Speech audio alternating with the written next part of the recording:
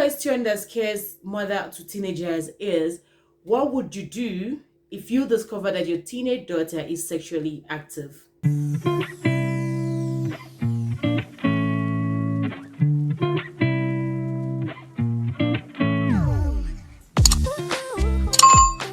Hi guys, welcome back to my channel, Straight Talk with Nkiru. So the question, what would you do if you discover daughter is sexually active, is one that I had a group discussion with some women, and the responses I got is saddening. At the same time, it's something that a lot of light has to be shared on. A lot of people came up with, they would speak to the child lovingly and try to know why she has done that. And you need to bear in mind that those are mostly Nigerian parents, so the response might be strange to people who are not Nigerians, seeing that we have a different way of raising kids in our clan. So other people were like, no, we're not looking at the problem. They were basically looking at throwing blames on parents, like, oh, you did not raise the child in a godly way, you are exposed the child to a lot of things, like blame upon blame upon blame. It's very typical of some Nigerians, so I'm not surprised. And then someone threw an input to say, you should introduce the child to contraceptive immediately. And what followed was, what are you trying to do? You are encouraging the child to continue engaging in sexual activities. There were a lot of responses that made sense. And now I thought, like, this is something that even though they happen all the time, but you realize that parents with teenagers are either shying away from bringing that discussion either before the deed is done or even afterwards. Because for me, I am not a parent to a teenage daughter, but I am a parent to a son that in a few years will become a teenager, and the same lesson I will be teaching daughter, if I have one in the future, is what I will teach my son. I'm going to quickly give you an example of what the discussion I had with my son. We had gone to visit a friend of mine that has a daughter, and the aunties had asked the little girl to kiss my son and said thank you for bringing a gift for her. Now she was shy and she refused, and the auntie was trying to convince her, say, no, go kiss Pharrell, you should give Pharrell a kiss, he brought you a birthday card. But then I immediately took the opportunity to educate my son on consent. I told him one thing: if a woman says no, you should immediately stop whatever it is you are asking from a woman. That is consent. And as we kept on repeating, no is no. No is no. Now that is one lesson I have taught him. I hope that's going to stick with him forever, because I don't want him in the future to want to give a girl a hug or a kiss and she says no, and he insists, thinking that she wants that kiss or that hug. My friend had innocently said, oh, no, you should give Pharrell a hug, like it is compulsory. But I'm just so glad that we used that little opportunity to teach my son, especially who is older, a lesson that he would not forget. This is something that should be done with the girl child as well. And let me deviate quickly. I know how much parents try. No parent wants a child that will fall pregnant before getting married, or no parent wants a child that will become sexually active in their early ages, their teenage age. So I understand very well, because I also understood, I knew how much my mother tried to, just to educate me on sexuality and all of that. But now those children are learning faster than we did. These children have access to a lot of information that we never had. They have access to the internet. We had access to magazines and newspaper, but at the tip of their fingers, they have access to so much information. And if not properly used, the result is what we see: curiosity, and they begin to want to experiment those things. So as parents, this is where we come in now. Yes, it might sound like a cliche, get close to your daughter, speak to your daughter, and all of that. But I think the number one thing, it's not even so much on raising a child religiously. It is raising a disciplined child. Hopefully one gets it right, because some people, like I mentioned earlier, try all their best and still they don't win. But the most important thing is raising raising a responsible child, a child that can think independently. If we continuously raise children that would depend on us to think, then we are building a lot of problems, not just in terms of sexual activities and other stuff. We are building problems in the future. We should be able to raise kids that will be able to think critically and make use and make the best of a situation. Now, in terms of teenagers engaging in sexual activities, number one, I feel the parents should get close to the child and give them proper sex education, explain the purpose of sex. Even though we understand that the purpose of sex includes fun, enjoyment, but we could leave that out and base it on procreation. And if you are not ready to procreate, if you're not ready to have a baby, then you should not engage in sexual activities until you are ready to have a child. And if you then have a child, this is what would happen to you. It might affect your education, it might change the path of your life, the path that you had wanted to become a nurse, a teacher, a firefighter. All of those things would be delayed for some time. You're only lucky if you pick up later in the future.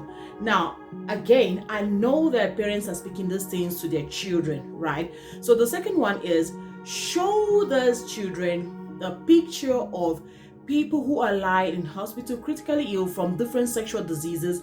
This is a frightening method, and I don't see nothing wrong in showing them these pictures to send a message across. Things you could pick up from engaging in sexual activities. You do not know what this person was born with. They might be engaging in sexual activities with their age mates, fellow teenage boys, but you do not know what those people were born with. Some were born with some terminal diseases that are sexually transmitted, and this can come back to our daughters. So these are things that should be shown to them. Gross pictures, you should go on the internet, dig up gross pictures and show those children. If you have the opportunity to visit a hospital where they can see these things for themselves, better still. So I feel like sometimes you should bring this fair approach. Now, number three ways I think that this should be addressed is mothers to boys should make it their duty to teach their children about sex education as well. They are boys. It's not all about girls, because in most cases we end up concentrating on the girl, on the female child, and we forget that if we don't strike a balance, we're not going to achieve the result we want. So mothers to the boy child, to males, should take it upon themselves to also do a lot of work to teach these children about consent, about STDs, and about preparedness. They don't want to have kids in their teenage age. There are a lot of teenage boys and girls who are daddies and mummies, babies having babies, and thus we know that it's going to come back to bite us, because we're going to be raising a society that we cannot have control over in the future when babies are having babies. So we had this discussion. Now, this is before those kids have become sexually active. Now, what if they have then become sexually active? It's a sad development. No parent wants it, but the issue still has to be addressed, right? So what do? You talk about contraceptives. Even if the child is 13, there's not much you can do. You have to talk about contraceptive. You have to talk about, of course, STDs again, and means of protecting themselves, while still talking about the importance of abstinence. Even if the child is sexually active already, they could still learn to abstain from sex if the right education is given to them. So for this, people argue that if you introduce contraceptives to teenagers, that you are encouraging them. I don't think that's the case.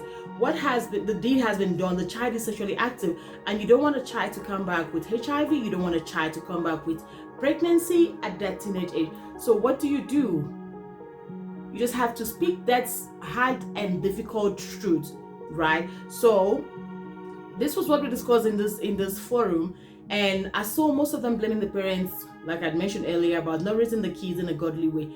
Now, parents can choose to raise their kids however they wish, but for me, I feel like the most important thing still boils down to raising kids who are able to reason critically, kids who are able to reason independently, kids who don't have to come back to mommy to ask, mommy, is this right? Is this wrong? It's okay to ask, but you should be able to raise kids who come back and say, this was the decision I took when this situation, when I was faced with such situation. So if you have kids like that, if their actions were wrong, you could correct them so that they could learn to take a better action in the future.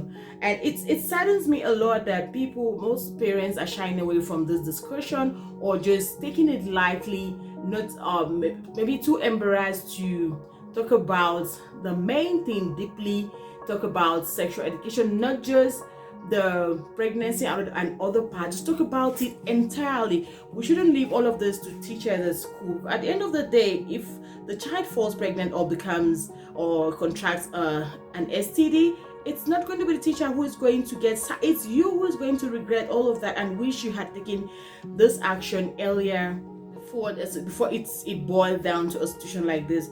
So I hope that this is going to touch someone to begin to make that move, begin to give that sexual education, and do not be embarrassed. Do not be embarrassed. Talk about it. Speak to teachers from your children's school and see what they do out of your presence. I think this is very important because looking at response from that group, I realized that most parents, like I said earlier, that most Nigerian parents are actually not ready. They just say, oh, I know a lot about my child. I know my child would not do this, but it's okay. So, and again, lastly, do not forget the boy child needs a lot of education. The balance, the scale has to be balanced. We need to strike a balance to get a functional society. For your teenage daughter to be safe, the male child also needs to have an education and realizes what consent is and what is expected of them at a certain age. Thank you guys for watching. I will be signing out here. You know what I do on this channel? Just talk, and then I hope you guys are going to subscribe to my channel if you like my video and share them. Give me a thumbs up, and I hope to catch you on my channel next week. Bye bye.